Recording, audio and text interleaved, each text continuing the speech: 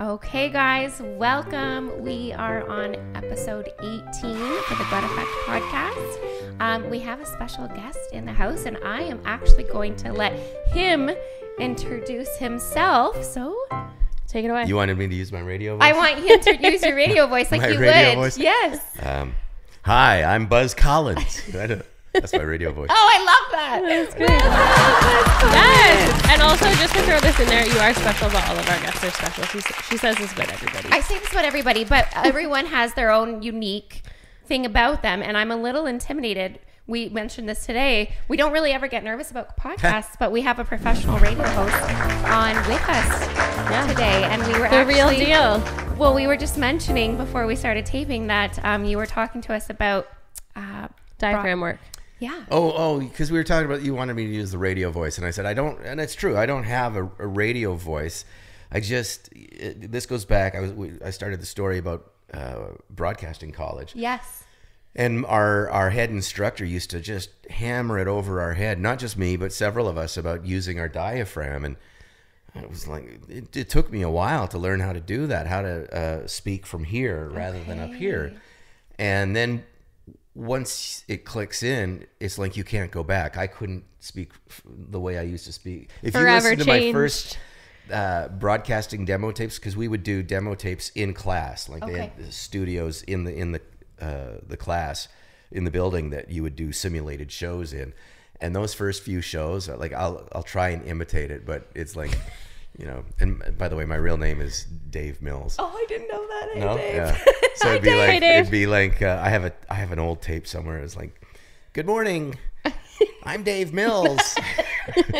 Welcome to WABC. Oh my goodness. It's just. So is that why your voice is so deep? Like, to me, it's very deep. And So that's what I said. I was like, your voice is so handsome. It's just. I think it's just. I'm not an expert on it, but I think it's just experience. Where you're using that too. Your diaphragm. Experience. Well, and this is where it leads to us. We were just saying that we were getting in shit today from our producer that we're not sitting up straight enough, and we're not using our diaphragm. We had a whole list today. Enough. Yeah. So that's noted, and maybe that was brought to our attention because we do have you on tonight. So we'll compare the tapes back from then. I'm not going to now. notice a difference. I'm perfect every time. Well, Buzz, there's a lot to cover. So you've been a broadcaster for 35 years. Mm-hmm. Wow. It'll be 36 years in July. Yeah. Wow. I'm tired just talking about it. Yeah. Well, I mean, that's every day for 36 years. Where did you start? I started, my first gig was 900 CKBI, Prince Albert, Saskatchewan. Just Wow. shivers. There it goes. And I have a funny little story about that, because I doubt you've seen the movie Private Parts with Howard Stern. I know Howard Stern, but I don't think I've ever so seen that movie. He did a couple movies, I think. The first one was called Private Parts, based on his book Private Parts, and it was basically autobiography of his life, and particularly his journey through broadcasting. And there's a scene where after he first started at WNBC in New York, where the program director is sitting across the desk from him, trying to teach him the proper way to say the call letters, and he's like, it's WNBC. Say it with me. WNBC. So Howard's like, WNBC. No. WNBC.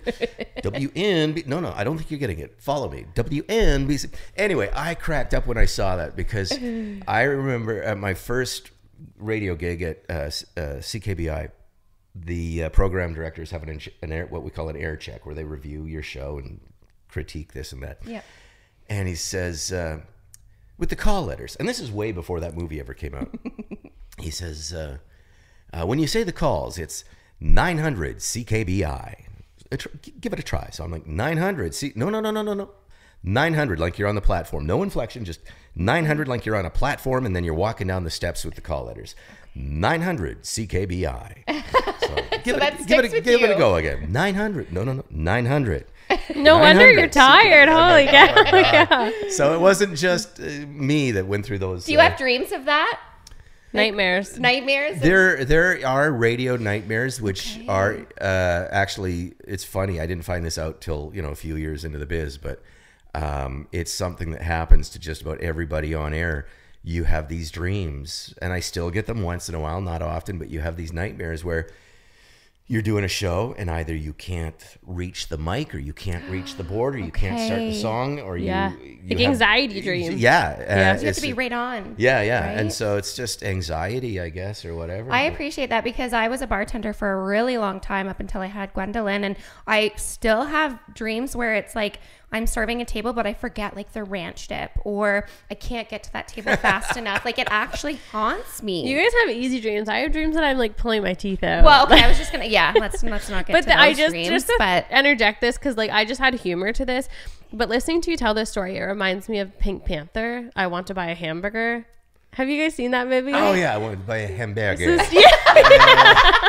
Steve Martin, like yeah. Hamburger. So that's my contribution to tonight. Thank you so much. Thank you for showing up, Caitlin. That's wonderful. That's really cool. I mean, just it's cool to hear about because I just feel like it's a world that other people don't experience. Right? It's really unique. Yeah. We you're kind of our go-to in the morning, and and that's yeah, it's Tamara awesome. got me hooked. Duly I'm a noted. fangirl. We're up to 15 listeners. That's awesome. That's good. Woohoo! Okay, so from broadcasting, you also do other things. Would you enlighten us with the? So I have a side hustle where I do these comedy mentalism shows, and for several years I've been doing hypnosis shows. I have sort of unofficially retired the hypnosis show. Okay. But it's kind of like well, let's put it this way. I don't want to do hypnosis The right person anymore. asks. I've gotten bored with it, to be honest. Okay. So it's not so much if the right person asks, but if somebody asks for a hypnosis, this just happened the other day. Like, I don't want to do another hypnosis show if I can help it. Can we keep that our secret? So if you want the hypnosis show, I'll do it, but I'll be honest with you, you're going to pay for it. Yeah. So yesterday, somebody asked if I was available to do the hypno show. So I put together a quote that I didn't think that they would. Here's your invoice. And they didn't bat an eye. Yeah, what a steal, I bet. Damn. Just add a zero. Add a zero I got to next do a time. hypnosis show. That's happened. This is the third time that's happened since I retired the hypnosis Well, show. you're good. That's they want you to Anyway. come back. Business is business. Yeah. Business is Throw business. a zero on there next time. But I have a lot of fun with the mentalism show. That's Can you explain to us what that is? so for the layperson, the best way to describe it is mind reading, impossible predictions. Depending on the mentalist you're watching, some of them get into telekinesis and like Penn and Teller, kind of a little bit. That's more along. I mean, I'll say this: mentalism is a niche of magic. Penn and Teller are magicians. Right. I've seen them. I've been to their show, and they're great. Yeah. They're one of my faves. But it's traditional. I don't want to say traditional. They're very creative and original. But it's magic. Yeah. I don't like to categorize myself or label myself as a magician because a lot of We have a niche area. Yeah. Well, and when you say magician, people are thinking Gimmicky. rabbits and doves and stuff like that. And I think Chris Angel. Right. Yeah. Exactly. And so I'm like, like I said, impossible predictions. Yeah. Thought manipulation, That's power cool. of suggestion is still a part of that and whatnot. So, and I have a lot of fun with it because, there's so much room for creativity and you're an entertainer as Yeah. well, right? Yeah, so yeah. it is fun. How does it that change like arguments at home with your wife? Like, do you ever use that? Like, I feel like if I knew like some of those tips and tricks, I'd be like, I've never stopped to think about that, but I admittedly can be very effective as a manipulator. I'm not talking for entertainment purposes. Yeah. So probably to answer your question, yes, but not on purpose. yeah, that's awesome. See, That's cool. I have a background in behavioral studies, so I always love sitting there and watching people and like taking in, what they may do or say, and what does this contribute to? Because like there's always something behind an action, right? Yeah. So sometimes that does get the best of me when in relationships or friendships, and they're like, okay, I just need Tamara. I don't need the therapeutic Put that Tamara. away. Yeah. Put that shit away. But it's That's harder cool. said than done sometimes. Yeah. What prompted you to get into that? I'll try and give you the Coles Notes version. It's a very popular probably the most common question I get. how did I get into? Yeah, so I started as a magician. Okay. And this was when I was working on the air in Edmonton, early '90s, and I know you won't recognize the band, I'm sure, but there's this LA band called Great White. They had a big hit. They had a #1 hit with Once Bitten, Twice Shy. Joey, do you recognize those names? No? My dad might. You might remember about, I don't know, I'm going to say 15, 16 years ago or so, maybe more.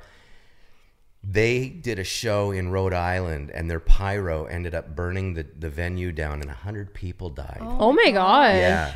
That was them.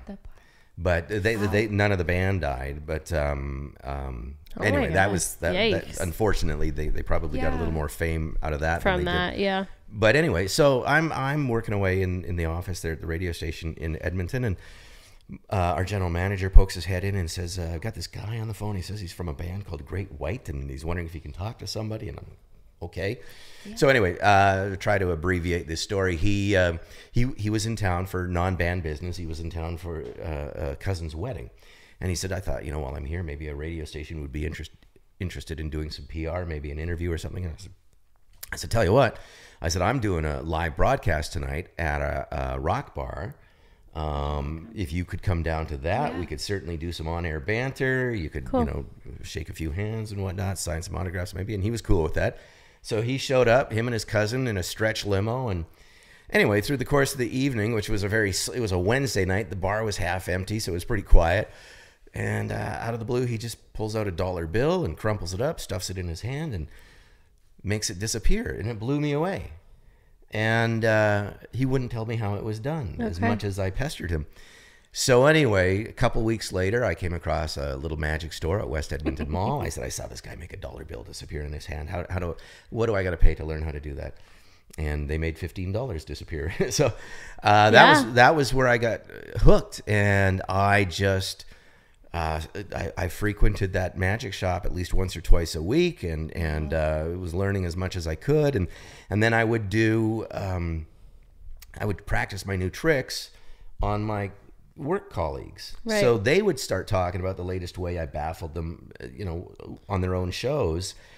And our morning show at that radio station, of which I was not a part of, but they were the #1 morning show in Edmonton at the time, and so they start talking about, my on-air name was, I didn't choose it, but my on-air name was Eddie Mills. And they're talking about, the latest way Eddie fooled them. And all of a sudden, I start getting these messages in my inbox, like a literal inbox at the front desk. We didn't have email at that time. I was going to say, why don't you just go home and Google that dollar trick? Yeah. And people that wanted to book me for shows. That's cool. And I'm like, what? They want like they want to pay me? Yeah. And so I thought, well, I better put together a show. Yeah. So I did, which, in hindsight, it was probably pretty crappy. But I would do birthday parties and boardroom shows and things like that. And then it grew out of that. I started to really kind of focus on putting together a decent stage show. And I started doing fire eating and levitating. Wow. Fire eating. Levitating people and escapes and stuff like that. And made a name for myself in Edmonton. As a matter of fact, my boss said to me one day, he says, "Every time you open the mic now, it's Magic Eddie Mills." Okay. Wow, from Eddie to Magic. That's Magic cool. And I so, love to hear that was, it really sounds like it was really born out of like passion. Like you saw this thing and you were just so. It was a. That's how the best things happen. I fell bass-ackwards into a hobby and then fell bass-ackwards into making money from it. Yeah. And then, so anyway, to get from that to where I am now, I was in Edmonton for 6 years, and then we went to Winnipeg. And when I went to Winnipeg, I had kind of grown tired of doing the magic show. I was still doing a few charities and fundraisers and stuff like that, but I wasn't promoting. You're ready to it. You needed to evolve. I was ready just to kind of continue focusing more on my radio and just kind of set the magic aside, to be honest. And then from Winnipeg, we went to Calgary. Again, I really didn't do much with the magic in Calgary, a couple charity shows. And then from Calgary, I was offered an opportunity here in Ontario.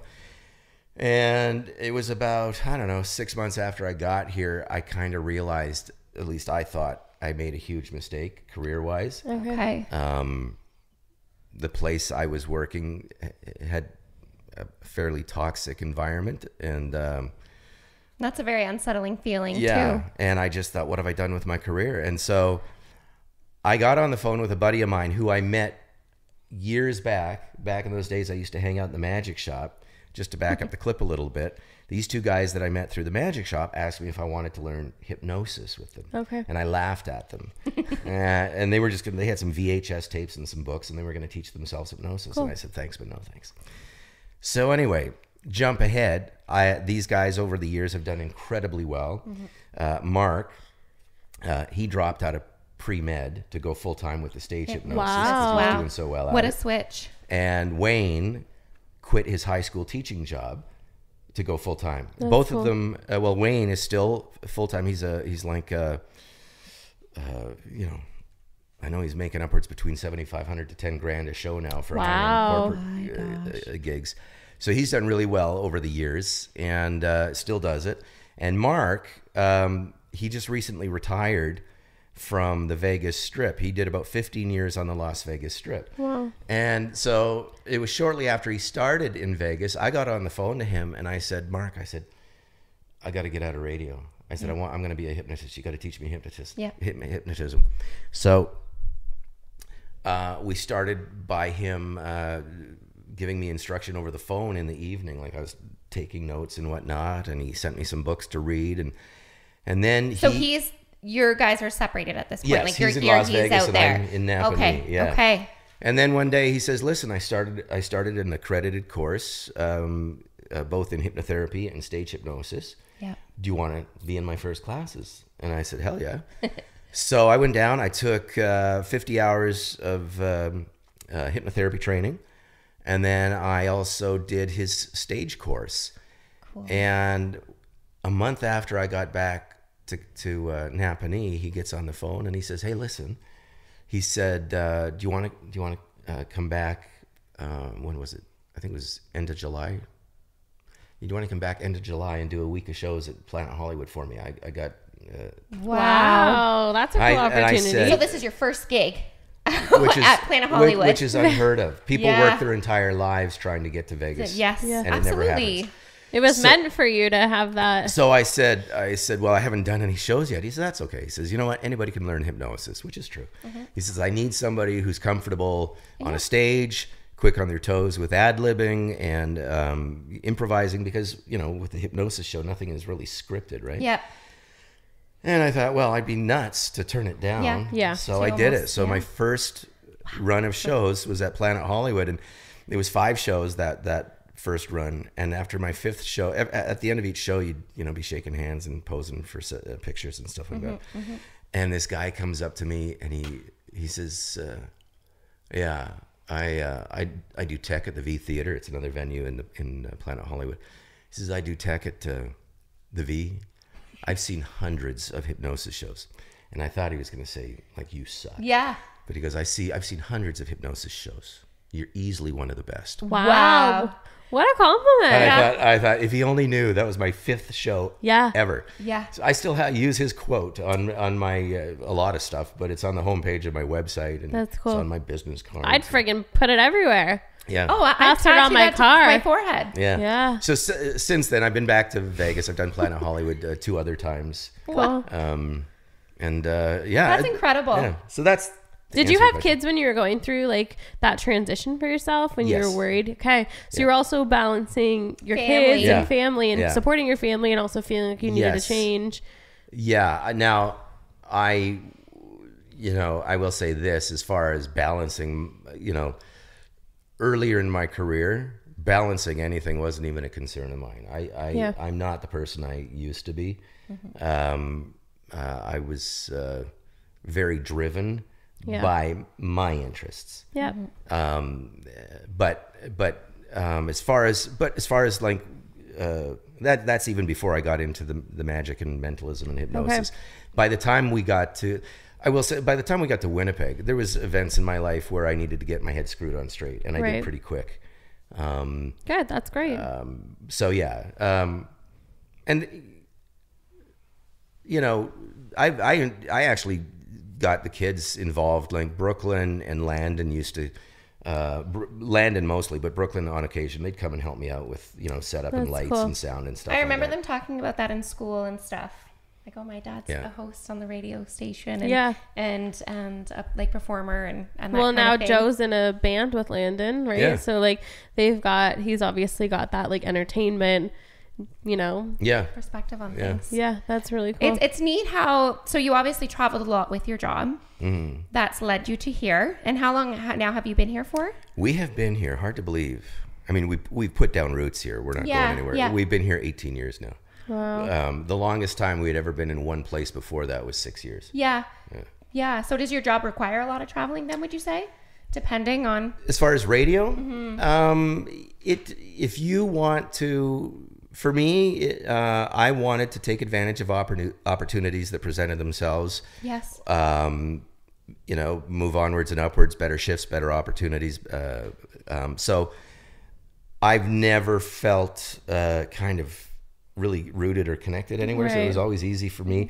That is one regret I have a little bit. I don't know if it would have changed anything, but I never really considered what that did for the kids. Right. Now they'll tell you, oh, we love that we had that opportunity, that we Seen a moved lot, so much did a lot, yeah. and whatnot. But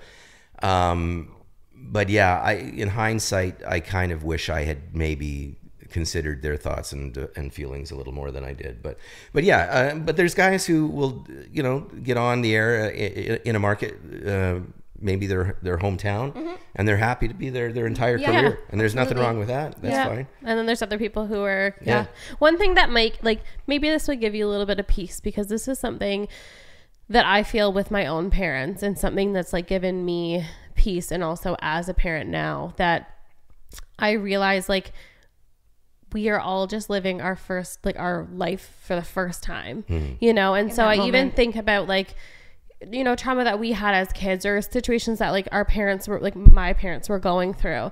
And I think now as an adult, I look back at that and I try to have like so much grace for them, thinking like they were just going through this the first time. That's what any parents are, right? We're all trying to figure it out as we go, right? And I mean, I know your kids, and I'm sure that they I'm sure that they are so happy that things went the way they did. I hope they are. I think they are. I'm sure. Well, I guess that does bring us a little bit to, where we are now, and the circumstances that led you today on our show. Because unfortunately, we are experts in another thing. We kind of share that, we both are grieving parents. So, I mean, there's no way to really bring this. It's a tough segue. It's a tough one, and I always say I am the person that is an expert in the shittiest thing in life, and that is having a child that passed. Yeah. So, Buzz, if you don't mind maybe talking a little bit about, the circumstances that surrounded your youngest son. Yep. And tell us about Garrett. Yeah, maybe tell us about, I love talking about Gwendolyn, so I'm sure you love talking I about love Garrett. hearing. It's my favorite thing to talk about. So I would love to hear about him. I think about him all the time. Of course you do. And I was thinking yesterday how, he... And I'm not just saying this because he's gone. I knew this when he was here. Right. I'm grateful that I had that. I never took it for granted. I had that appreciation that he marched to a different drummer, for sure, in a good way. He never seemed to be affected by peer pressure. We never had a single argument with him, ever, not once. Never had to discipline him. What a blessing that you had. And that's the word blessing. And I often, when I'm having tough days, I remind myself, it's an understatement to say it's shitty, the situation. But how blessed I am, because most people will never get to have what I had for 15 years. With him. He just caused me, I felt centered around him. I felt no matter what kind of day I had when I was hanging out with him, I just felt everything's going to be fine. I felt grounded. Yeah. And at the same time, he made me laugh like nobody else. He had this kooky sense of humor, and we laughed at each other every single day. And he just wanted everybody to be happy. Yeah. You know, he did not like conflict. He didn't, you know, he didn't seek to be, you know, confrontational with anybody. And there was one time that stands out. I mean, 2 days before the accident happened, just, you know, I mean, he would say this frequently, but I remember the last time. It was 2 days before the accident happened, and he's just in the hallway at the house, and he just turns to me and says, I just love you guys so much. And it was an unconditional love. It wasn't like I had done something for him. It was just out of pureness of his heart. But I forget where my mind was going with that. But so special, funny. He was funny. He was special. I remember. So I got upset with Aaliyah one evening about something or other. And I let an F-bomb slip. Yeah. And Garrett never swore. He just never did. So I let this F-bomb slip, and he's just laying there on the couch, and he goes, Dad. And it was just the way he said it. It was like, if you could reprimand somebody in the gentlest way, in the most loving way, that was it. And I'll never forget that. And he was an old soul. Like he really was. He was kooky and funny. And you know, I made a Twitter page of all the weird stuff he would say when he was younger, like around 9 or 10 years old. It's still online, but he truly was an old soul. You know, and it's often you wonder. Like I know for a lot of people say, you know, Gwendolyn was almost too good for this world. And what you're telling me too, like just such a beautiful old soul are really hard to come by nowadays. Yeah, they seem to be, yeah. Especially for that age. Yeah. Maybe you can relate. I've thought very recently, like, and your mind goes all over the place and whatnot, but it's like, I thought, like, you know, this will sound kooky, but it's like, it's okay, I'm kooky. Maybe was he an angel? I honestly, you know, like, yeah, like it's weird. And you think back to, like, I remember when Gwendolyn was, you know, in playgroup and stuff, because she was so sick for so long, so we didn't really have a lot of interactions until we got home. And then when we did, a lot of children would gravitate to her so much. And I wonder, you know, like, was she like this true, like, I mean, what a lovely, like, insight to just be able to, like, have this person that is yours, right? Your child. And just to be able to, I don't know, to feel like how kind of how touched they made you feel, right? Like in such a short, and for Gwendolyn especially, a short period of time, and for Garrett too, like such a short period of time, right? To just be like so impactful on, like, also I'm sure now for you, Buzz, too, and I know that for you already, but I'm sure, like, you know, the way that he kind of like disciplined you in that moment, like, I'm sure that has, like, he has changed you for the better in so many ways. He is, you know, there used to be that, I don't know if you remember, or if it was around here. I remember in Winnipeg, there was a saying I heard, WWJD, what would Jesus do? Yeah. Yes, absolutely. And I often think, what would Garrett do? What would Garrett do? You know? Oh, yeah. I love that. He's guiding you. I don't know how many fathers can say their son is their biggest inspiration, but Garrett is my biggest inspiration. He showed me, in a very short amount of time, he showed me how to live, how to really live, how to really and live. How to treat people, and that, you know, I used to, up until Garrett, I just thought I didn't think people were very good. I thought we're hopeless as a species. Right. And then my own child of all people comes along and shows me that there is goodness in us. Right. That it is possible for us to be good.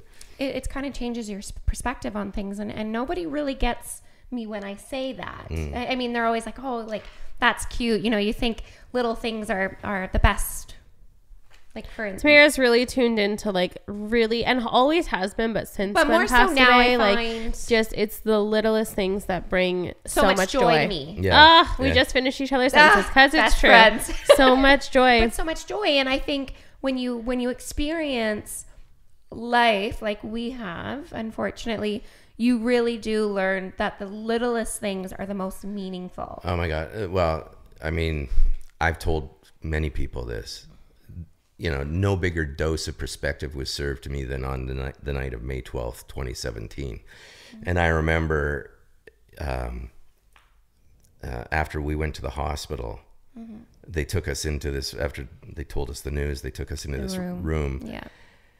And one of the first thoughts I had two prominent thoughts. The first one was, wow, everything I thought was a problem. Everything that I thought that mattered doesn't. Outstanding bills, that argument, family issues, problems at work, whatever. None of that mattered because all of that had the potential for resolution. Yeah. This, on the other hand, I couldn't do anything about. You can't fix. So the effect that had on me was huge. It changed me because, and my wife even pointed it out to me several months later. She said, "Nothing rattles you anymore." No, whereas before did it? Oh God, I was. Yeah, hot-headed. Well, I wouldn't. I don't. Well, I was hot-headed.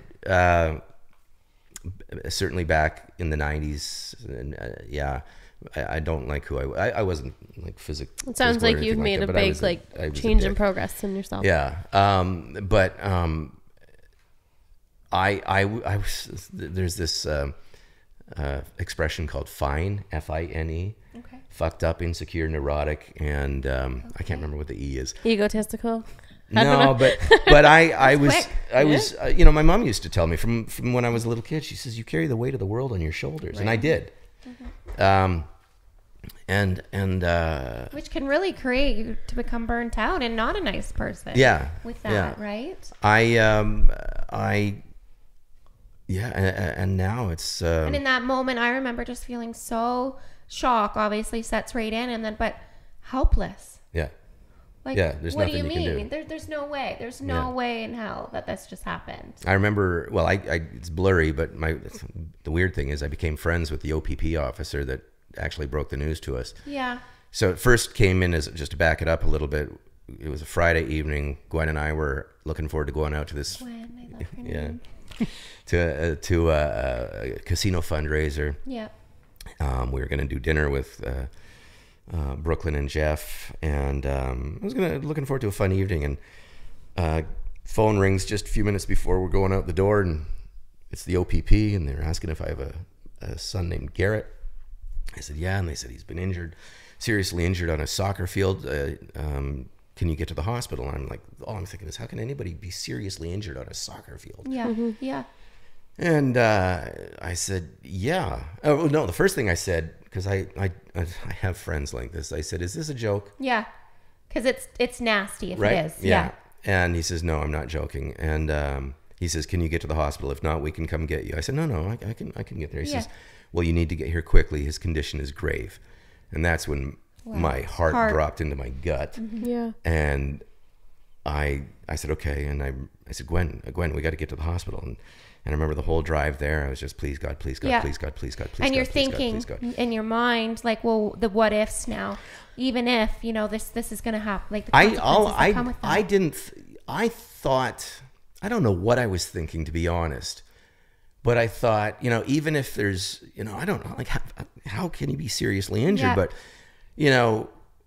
if he's in a wheelchair, that's fine. Well, we can manage and whatnot. So, because you have that hope, and that's all we have to hold on to. And I had is hope. so much hope. So when we got to the hospital, they brought us in right away to open the doors for us right away, and the OPP officer confirmed that we were his parents. And then he just so matter-of-factly said, I'm sorry, your son did not survive his injuries. And I tried to, I don't remember this part, but Matt, the OPP officer, told me, he says, you tried to stop me from finishing my sentence. No. And then I hit the floor. I couldn't believe it. I could not believe it. I still can't believe it at times. It's 7 years almost. You still think, and I mean, I'm fresh compared to the 7 years, but sometimes I was like, how did it happen? And it happened so fast, but it almost doesn't feel real. No, it doesn't. Even as recently as this past week, I've had, here we are, like I said, almost 7 years, and I'm still like, why did this happen to us? Grief doesn't, and in grief, I find it doesn't have, it doesn't have a timeline. No. So you could be in the middle of, and the middle of, somewhere beautiful, and there's moments where you just start crying, it takes over. Triggers that you don't even recognize at times, right? Yeah. No, and I can relate to that when they, you know, with Gwen, the same thing coming in. And I remember all I remember really is when we were following the ambulance and I was still, you know, rushing around, grabbing her diaper bag and grabbing her blanket. And I was like, everybody just hold up. Like, I need to get her blankie because if we're going to be admitted, she needs her blankie. And I remember driving in and the sun was so bright that evening. So bright. And we got there and again, they put us in this room and I was like, for fuck's sakes. And so we're standing there and same thing, like you said, they came out and the doctor said to me, you know, we've been trying to revive her for so long. There's no, and I just said, just stop. Because it was almost like, I know what you're going to say. Yeah. I don't need you to say it. Just stop. And again, hit the floor. And it was such a blur. And it's at times you're thankful for the way your brain works and the shock moment. But other times it's almost frustrating because you just don't make sense of it. Yeah. I still have trouble making sense of it. Yeah, and I don't think we ever will. But I learned early in the game trying to make sense of it. Some things aren't meant you're not going to make sense. You're just going to bump your head up against the wall. The other thought that I had that night, I had this flashback to 1985. I was 20 years old, and I had a pretty good friend who I looked up to. He was about 5 years older than me or so, and I always admired him because he got his pilot's license when he was 16. Took me flying, and I'm an airplane freak, and he would take me flying. Strapping, strong farm boy. Always never seen him without a smile on his face. And his little boy, just shy of his 5th birthday, died suddenly from a sudden medical issue. It wasn't expected. It was just very sudden. And I went to the funeral, and I remember in the line there, just Dwayne was just obviously crushed. And I got home. I remember having this conversation after the service. I was in the kitchen with my mom, and I said, "There's no way I'm having kids." Yeah. I said, "I never want to risk being as broken and as I just saw Dwayne."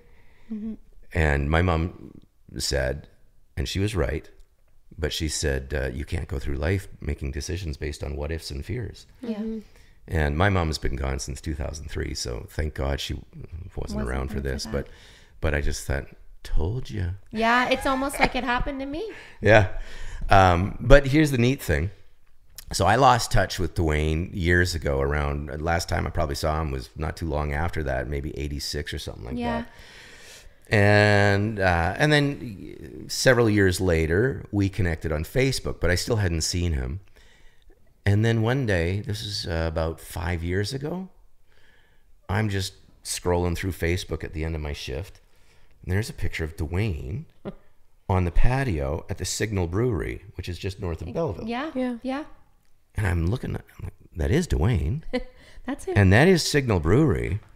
What the hell? So I quickly messaged whoever posted it. I said, "Listen, I know Dwayne, blah, blah, blah, blah, blah. Is he still around?" And we got together after that shift, and we went to Tim Hortons, and we were sitting there and just making small talk. And then he says, we hadn't even been talking about our loss.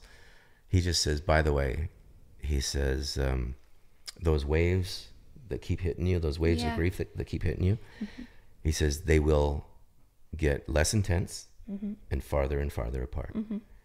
And that was tantamount to somebody throwing me a lifesaver. Yeah. Because it was the first time, that was about a year after our loss. That was the first time I felt hope that maybe I can be happy again. Yeah. And anyway, it turns out his in-laws live in Belleville. So we reconnected again the next year, and then he invited us to, he's done very well for himself.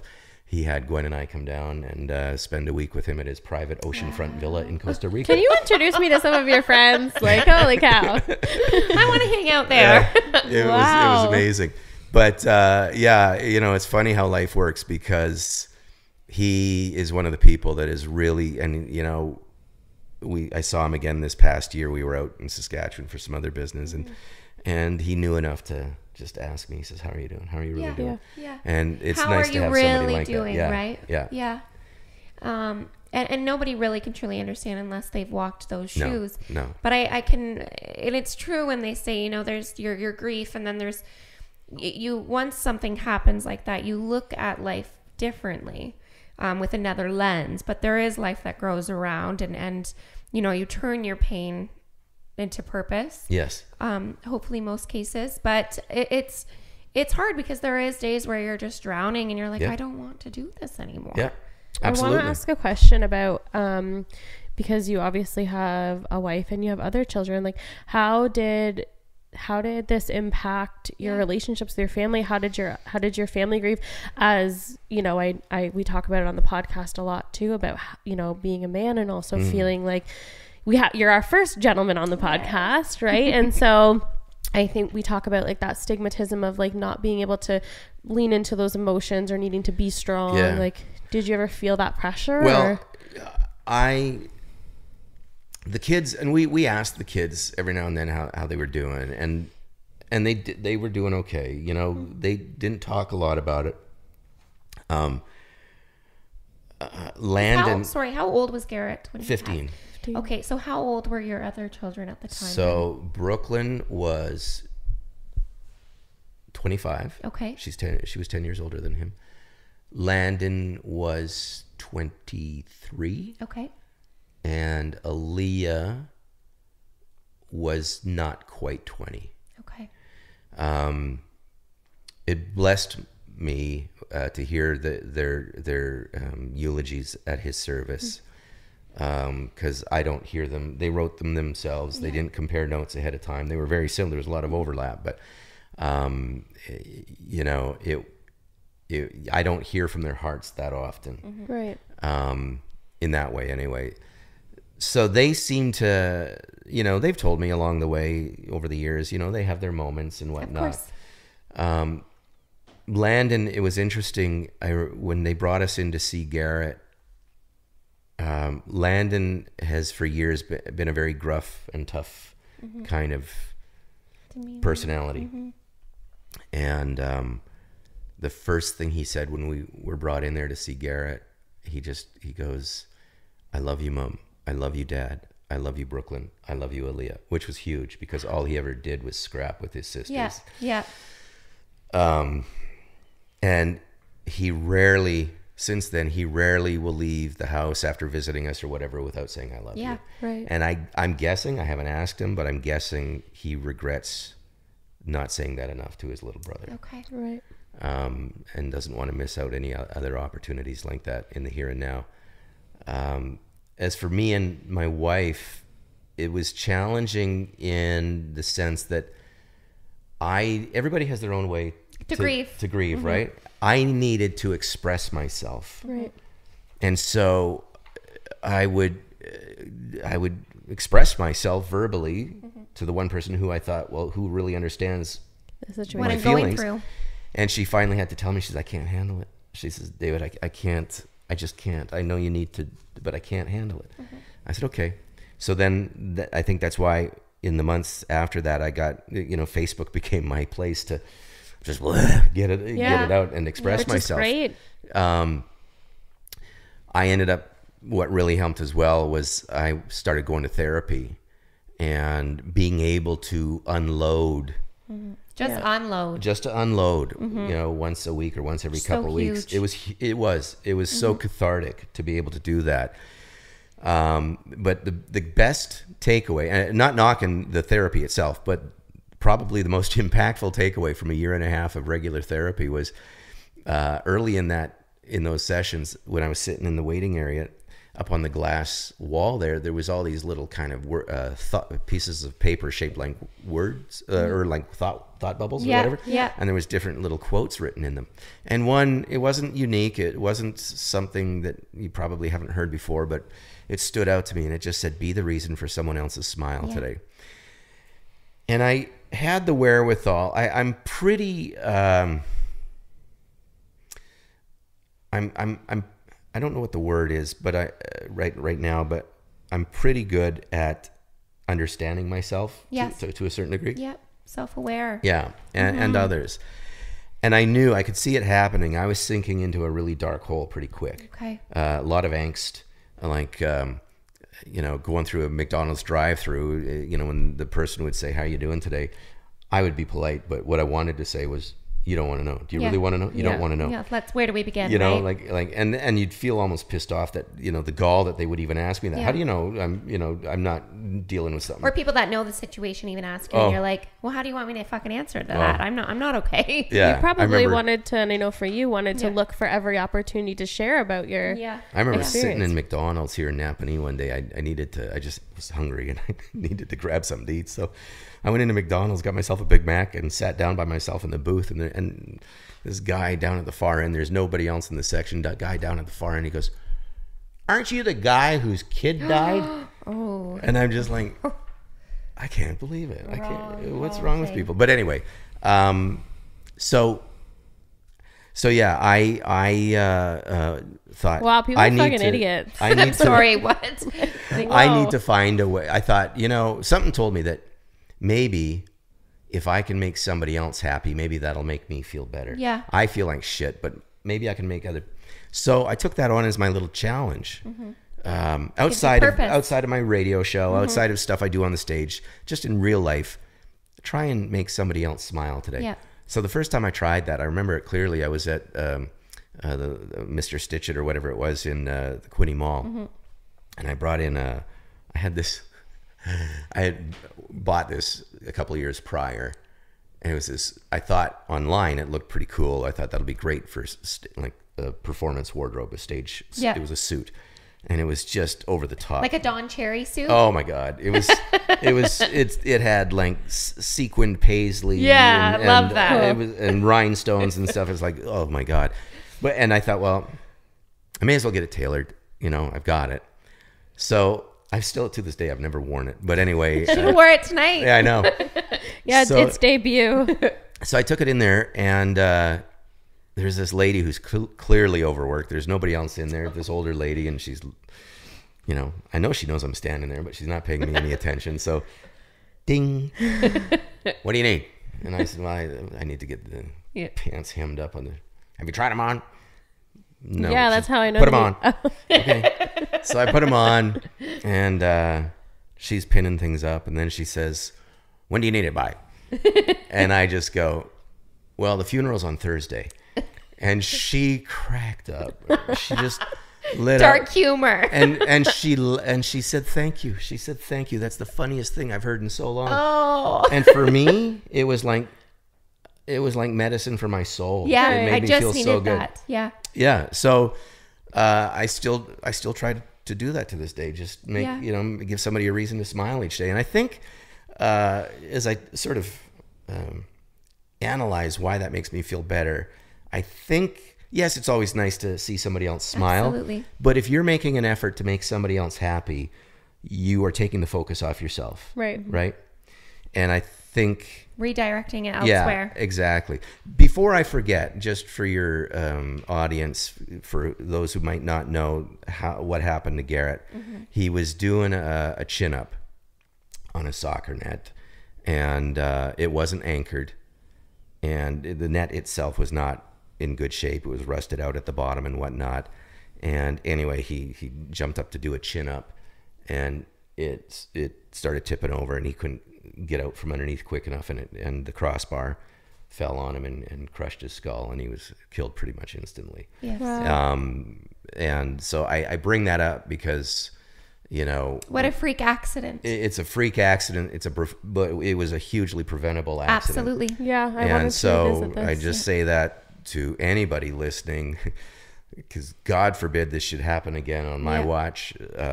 Don't let your kids climb on soccer nets. Kate was mentioning that you had something passed. Did you? It's not quite passed, so Okay. that's been a long haul. We're hoping very soon. So, yeah, we lobbied for. I approached a member of Parliament, a provincial parliament, and long story short, we got a bill done up, written up to make mobile soccer nets stationary, like anchored by by law. And so it passed first and second reading the first time, and then an election was called, so every bill that was on the table had to be shelved and start from scratch again. So then after the election we started over again, and then Parliament was prorogued and it got shelved again. And so this is the third time around. This time, this is the farthest we've got. It passed second reading. And then last summer, I shared at the, what they call the committee review or whatever, there at Queen's Park. Have the full support of everybody. So Absolutely. So there's no reason it shouldn't pass. Believe it or not, what's held it up, it was supposed to pass like in September or October or something like that. But what's held it up, believe it or not, is the Israeli war. So that's kind of, even on a provincial level, a lot of politics are dealing with that right now. Focusing on that. Yeah. Well, please let us know if we can do anything to help. Help support and that the outcome and of raise that. awareness. And it's similar to how you're kind of processing a lot of your grief and kind of trying to turn that into a purpose, right? Raise awareness. if you can just, Well, that's what I thought. One of the things I thought of shortly after the accident was, this can't have happened for no reason at all. Yeah. Right? Absolutely. So, and if I can't figure out, and like I said earlier, you're not going to figure out why it happened. So let's take what was horrible and at least glean something from this. Let's keep this from happening again if we can. Can you tell me your favorite story about Garrett? I always love asking this question. If you can have one. It sounds also too like you guys are really good parents. I just had to pick my kid up from school yesterday for him telling another kid, said fuck you to the other kid. He's 4. Luke so said that? The fact that like you're like me. my child never swore and like that's impressive. I don't know if there's so many great stories, but one that really touched my heart, one of his friends made a point of telling us after Garrett passed, not long before that accident, he was at a friend's house. They were playing video games, and Gwen texted Garrett, and Garrett was in the middle of whatever he was playing, and he set the controller down to respond to Gwen. And one of his friends says, "Oh, mama's boy, got to drop everything when mom calls." And he just turned and said, "What?"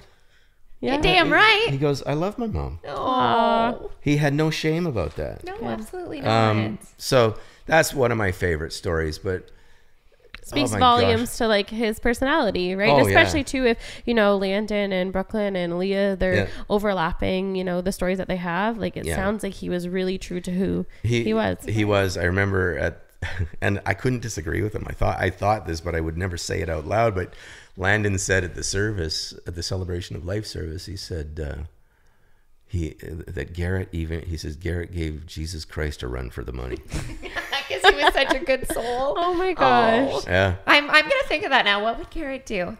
I love that.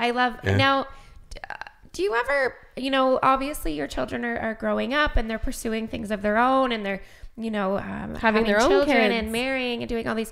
Do you ever think, what would Garrett be doing now? Or who would Garrett be now? Almost every day. Yeah. Yeah. Like, what would he think of the situation, or what, Even, every time I'm at the gym, I see these. Yeah. I see some of Garrett's friends, or I see these boys who are younger than Garrett, or I see guys that would be Garrett's age. Yeah. In a couple of weeks, he would have been 22 already. Right. Yeah. Always.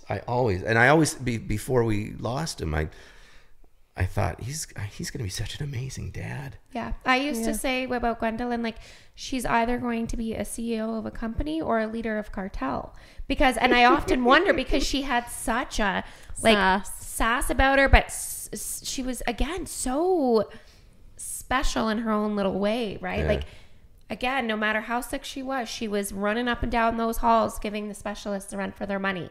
So I often think, what would she be like now? It's hard too, because like Gwendolyn was so little, but it's young. true, and what I've learned about grief and how it's impacted me is we're only guaranteed one thing in this life, and it is to die. And growing older is a privilege. Yeah. It's not guaranteed. Yeah. I turned 31 recently, and it was, holy, what am I doing with my life? What a switch it has been. She's really because I feel like I'm known to be the mom, a young mom whose child died in town. That's how I feel like I'm perceived as at times. And where am I going now with my life? But then I'm like, on the other hand, I'm so thankful to be over that 30 age, right? Yeah. I was going to say, you just reminded me, as far as, you know, what would they be doing? Just a little anecdote as far as going back to favorite moments. Yeah. He was a wee guy but the first time he ever said, every kid will tell you what they want to be eventually. I was going to ask you if he ever shared plans. I remember the first time he came out to the kitchen, he said, I know what I want to be when I grow up. I said, what do you want to be, Garrett? I'm going to be a giraffe. And you said he was tiny? Yeah, he was just a little guy. And then when he was a little older, still pretty young, he was probably, I'm going to guess 5 or something like that. Yeah. Him and Landon used to share a room, and Landon used to like watching a lot of stand-up comedians, like the stuff that was televised, so it wasn't the, you know, colorful stuff. And so they'd watch a lot of comedy together, and Garrett comes out to the kitchen, and I know what I'm going to be when I grow up. I said, oh, what? A Canadian. You're like, you're off to a good start. I said, I think you mean we love comedian. Canadians. Aw, but that's precious. That is sweet. Pure innocence, right? Yeah. Pure innocence. So, I mean, would you say, I guess where we're at now is, what should people know about grief? Well, boy. Where do we start?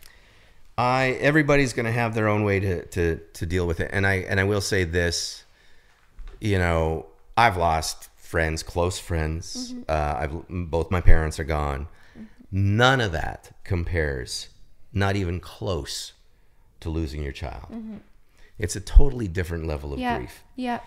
And I've learned, you know, I guess that this is going to be a part of who I am, I think, probably for the rest of my life. I think eventually, you know, it will get less and less difficult as far as some of the darker moments that you still have to deal with and whatnot. But I think grief is the way you handle it, the way it affects you, is going to be unique to the individual. Right. Absolutely. And it's all the love in the world, right? Because before grief came love, and that's what I always like to tell people is, before, you know, grief is love that has nowhere to go. You always say that. You know, it is.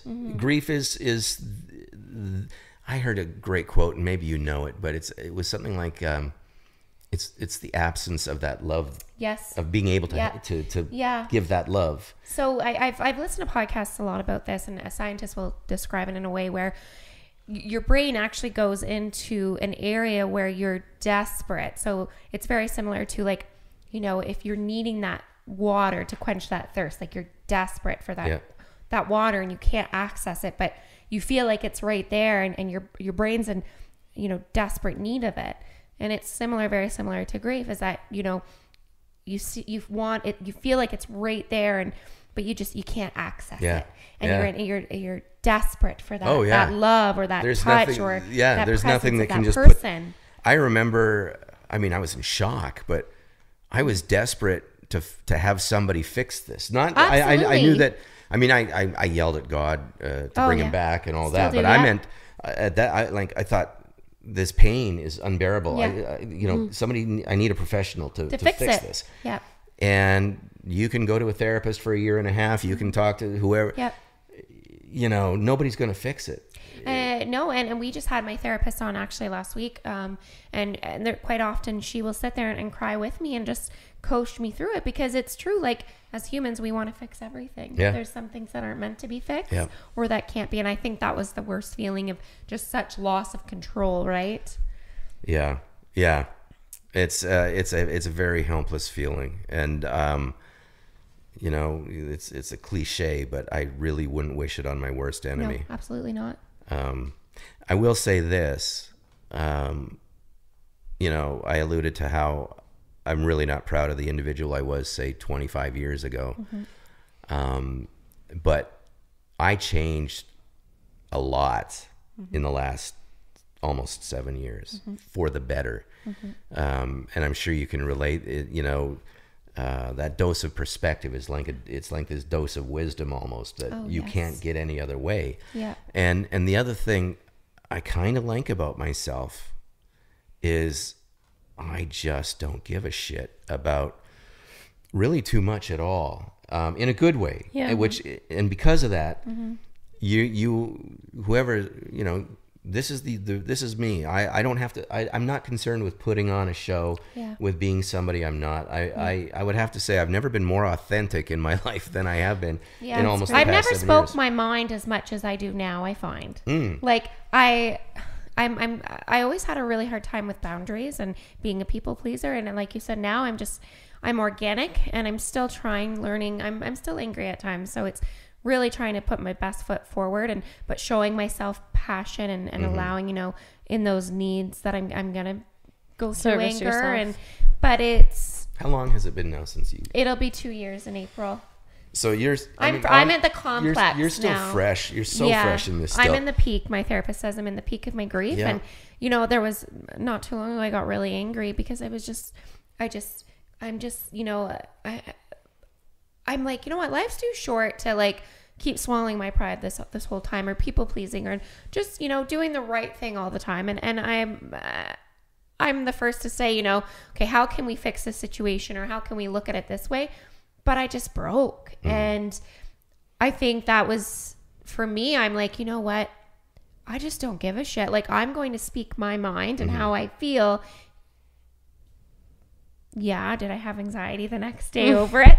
Absolutely. But again, before I would have never done that because I would have been scared to, I wasn't doing what others wanted me to do in that moment. Right. Yeah. Right. So now, do you understand where I'm going with this? 100%. Yeah. So it more or less like she allowed me to gain my voice back and, like you said, be authentic and organic and like, this is me. Yeah. Right? And I think that's how, like, it's true what you said, that people deal with it differently.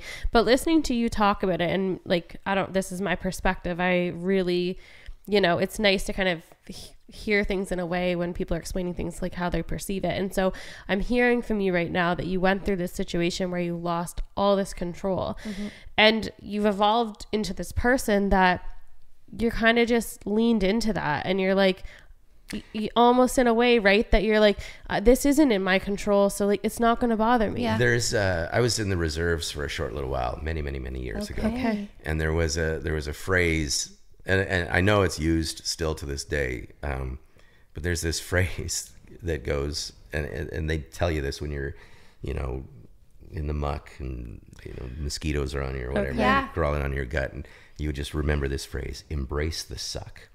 Okay. And in a way, it's kind of unconsciously what I've done in the past almost 7 years. It's not, I hate to say I've embraced it, but it's like these are the cards that I've been dealt. Right. Yeah. I can't change them. Maybe not embrace, but accept. Yeah. So accept it. And what am I going to do with it? And how can I move forward? Yeah. And in the process, maybe be a help or a positive influence on others who might be dealing with the same thing. I've reached out several times when I've heard of parents losing a child in one way or another. I've reached out to them, and sometimes I hear back from them, sometimes I don't. Right. Sometimes I've gotten together with them and we've been able to talk and let them just say what they need to say and whatever. And just so know that they're not alone, because exactly. But also that level of understanding that, people want to, nurture you and people want to be there for you. But, there's still this divide of like, and I know you feel like this a lot because we have the conversation that like, yes, people understand, but they don't really understand. Yeah. Right. And I would expect them to, but again, it's comforting. And like you said, I have, even with the foundation, it's brought so much healing to my pain by just helping other people get through it, even if it's moment by moment, that's what it's going to be for a bit. And I know I look at you as an inspiration too, knowing, but like I remember, I was Brooklyn's age when Garrett passed, and of course, I remember the news and how it affected the community because it is such a small knit community, and raising awareness around the accident that happened, and you would do a bunch of different fundraising, and I'm like, like I can either really fall into this deep hole that I want to, or I can kind of, like you said, embrace that sucky,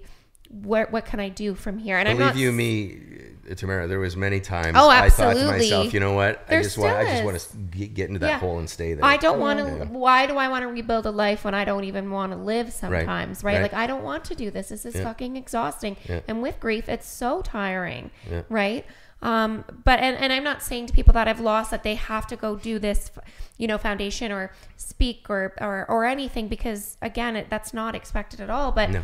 it has brought some purpose for me and for you. So yeah, I have one last question. Yeah. I want to know, like, because I know you mentioned like the community, and like I know that like whether you felt people show up or not for you, that like everyone was mourning with your family. Oh, Absolutely. we sensed that, and we were hugely humbled and grateful for it. I'm glad that you felt that. And so I do wonder, like, going through this experience, and I've seen Tamara, but yours was also, like 7 years ago, right? Mm-hmm. So did you feel that there was something lacking in terms of like support for you, or do you feel like... No, I can't say that. As far as the community goes,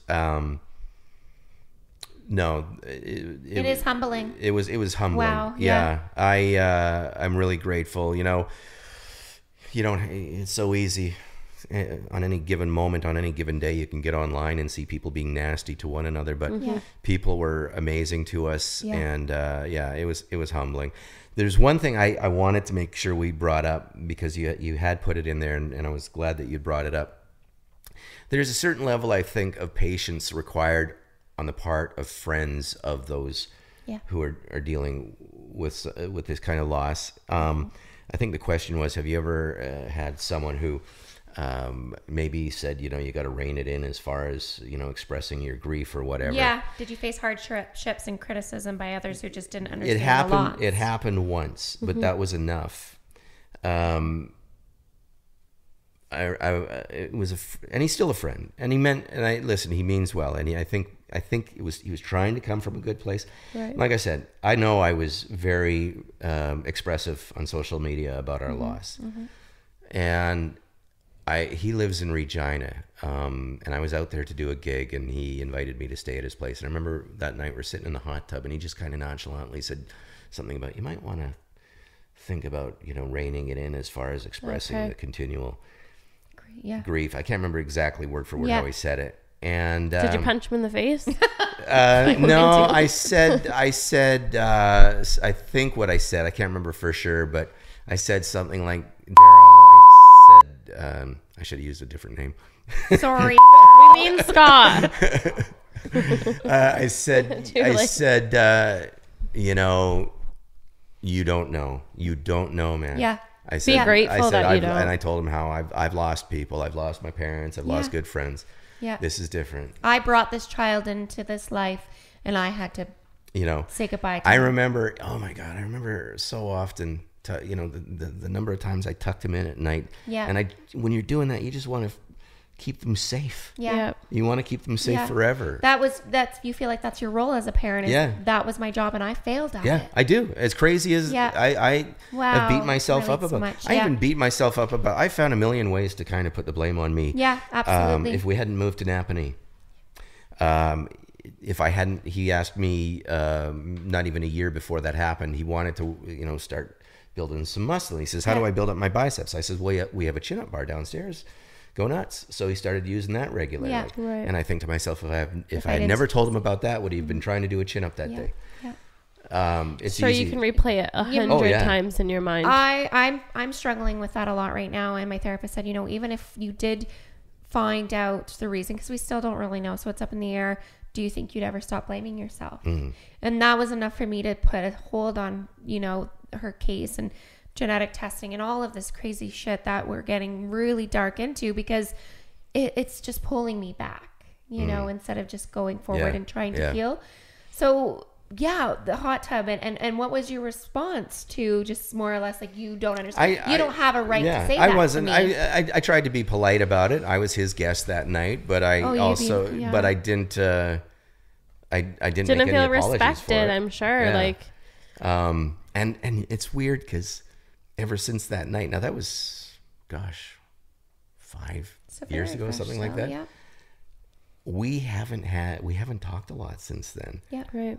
So I'm not sure if the way and then I did say something about that on social media. Okay. Right. And thinking, well, maybe he won't figure out that I'm talking about him, Yeah. but I think he did. Yeah. And so our friendship, it still exists, but it's kind of gotten cold. Wow, I can relate to this so much. But honestly, like, and you can, and I just feel like, you know what, like, as much as sometimes we want to hold on to relationships and friendships that we've had for a really long time, or we feel like they're serving us, you know, things like that, it drives a wedge and it does change trust. It's the resentment there. Yeah. And how do we, is it because we've been friends for so long because we agree and we're on that same level, or is it because we've been friends for years? And like you said, I guess it's just morbid to me to think that somebody, if someone were to say that to me.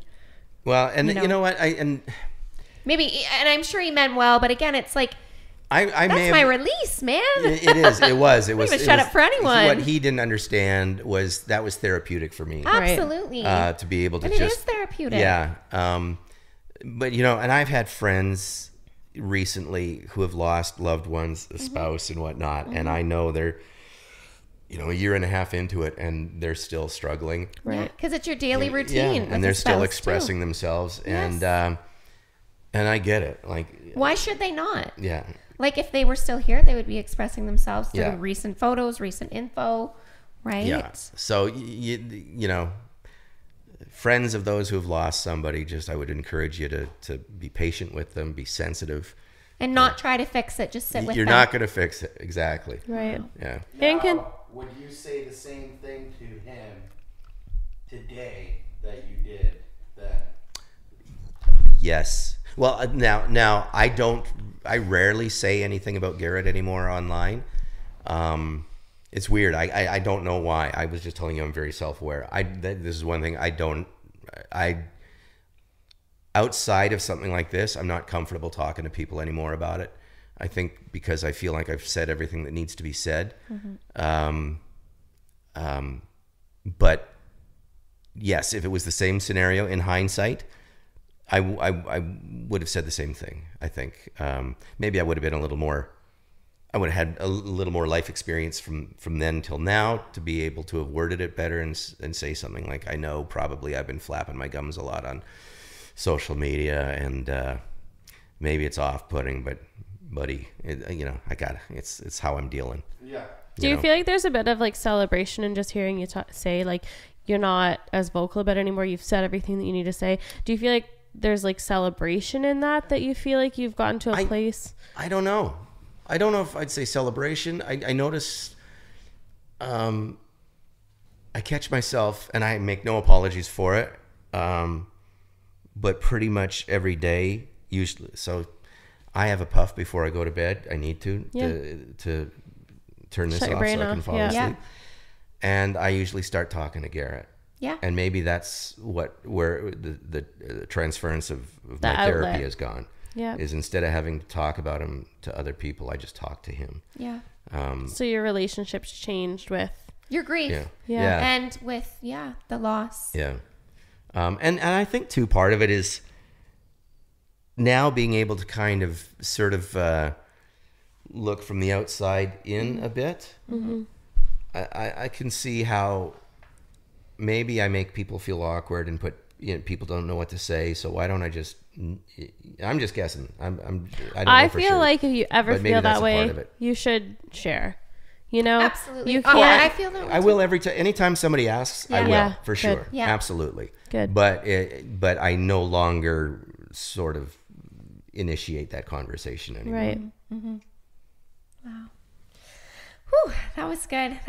That was a lot, and I really appreciate. I mean, I'm No, I sure do. it's hard. We've obviously had Tamara here. We've had another parent who's lost a child as well, and you know, they're difficult conversations to have because there's so much emotion. Like I'm tearing up, and you know, and it's such a painful thing to experience, even secondhand, to see, you know, people that we love experience these things.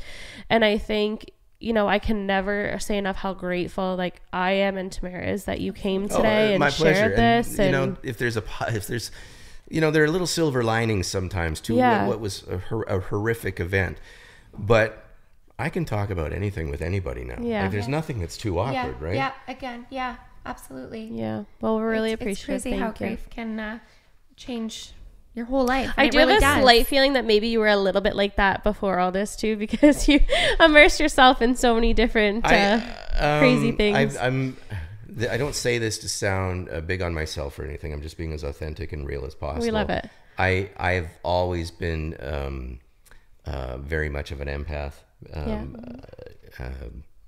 You're a feeler. Yeah, to a fault, I think, at times. Yeah.